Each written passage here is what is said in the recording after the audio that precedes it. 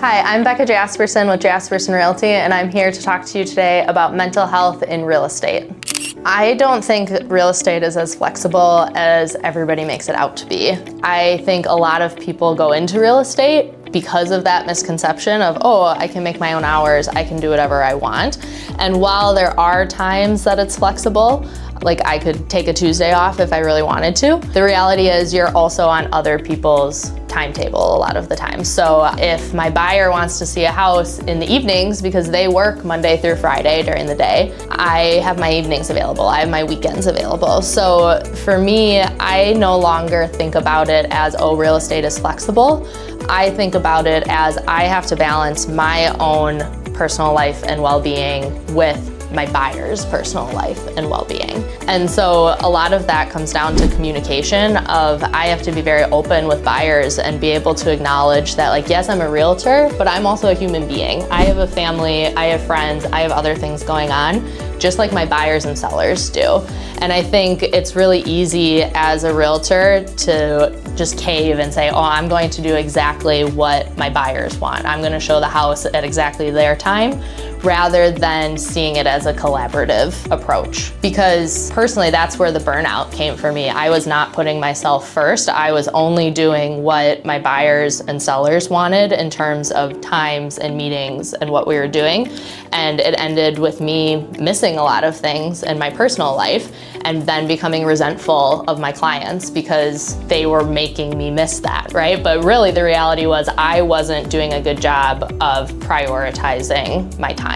I think what helped me the most was, first of all, just realizing what I was doing. I was saying that their time was more important than my time and my well-being. And the reality is that's coming from a scarcity mind frame, right? Like I have to prioritize them because there's not enough time to make it work for everybody. And we can come into deals looking for win-win situations. So what's gonna win for me and what's gonna win for my buyers? And I have now started being very open with buyers when I start working with them of like, hey, yes, I'm going to do everything I can to get you in to see this house before it, goes under contract or in a time that works for you. And I'm gonna be really honest with you of if I have something else going on that I need to also prioritize, right? I'm gonna prioritize both. I'm prioritizing my life and yours. And that doesn't mean I'm not committed to you or devoted to you. It just means that's what I need to do to make sure I'm providing the best service to you.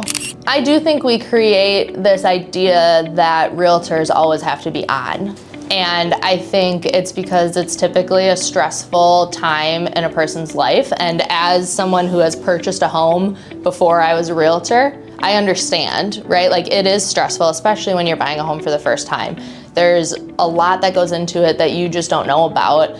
And you're putting this huge amount of money into a house and it's just stressful. And so I understand why buyers often are reaching out to me at 10 o'clock at night or, whatever. And so, but I think we create this idea that we have to respond immediately and we kind of give in to this sense of urgency where I actually think it's more helpful to tell buyers like, hey, if I don't respond to you, it's not because you're not important, it's because I'm triaging my responses. If I see something and I know it can wait until the next day and you don't get a response from me, don't think, oh, she just didn't see it or didn't respond to me. Think this isn't actually as urgent as maybe I think it is as a buyer, right? Because I am in this world every day where buyers are in it once every however many years that they buy a house, right? So of course it feels more urgent to them because they're not experiencing it as often. So I think it's, again, like really helpful for realtors to communicate like, hey, I've got you. And if I don't respond, I'm not blowing you off. That is my way of saying this isn't urgent right now and we're gonna get to it tomorrow. Because I was responding to things constantly and it led to my nervous system being on overdrive because I was constantly looking at my phone. I was constantly responding to things that weren't urgent or important because I wanted to be there for my clients.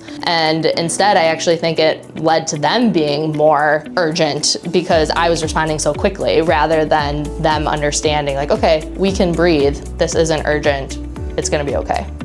I think if you don't have a mentor, get one. So my dad was my mentor, and he has a much calmer, laid back personality than I do.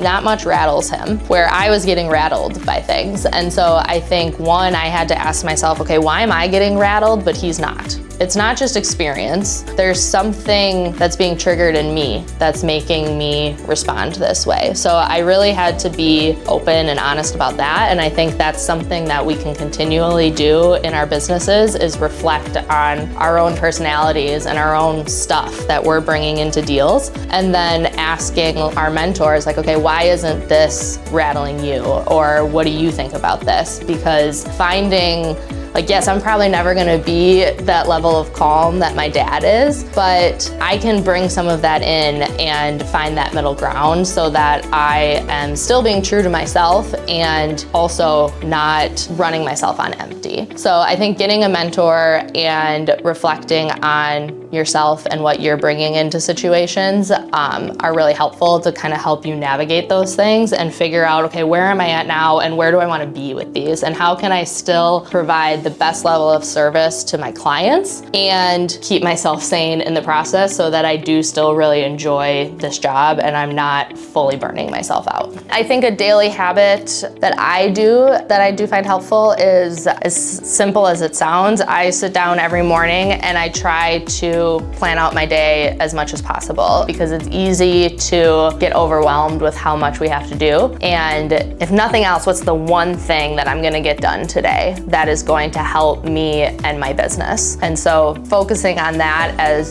right, like I've heard people say, first thing, worst thing. Get the first thing out of the way that's gonna help promote your business the most or help grow your business, and prioritize that. Thank you so much for watching. If you like this type of real estate content, please subscribe. I'm going to be posting more of these. This is Bekah Jasperson from Jasperson Realty.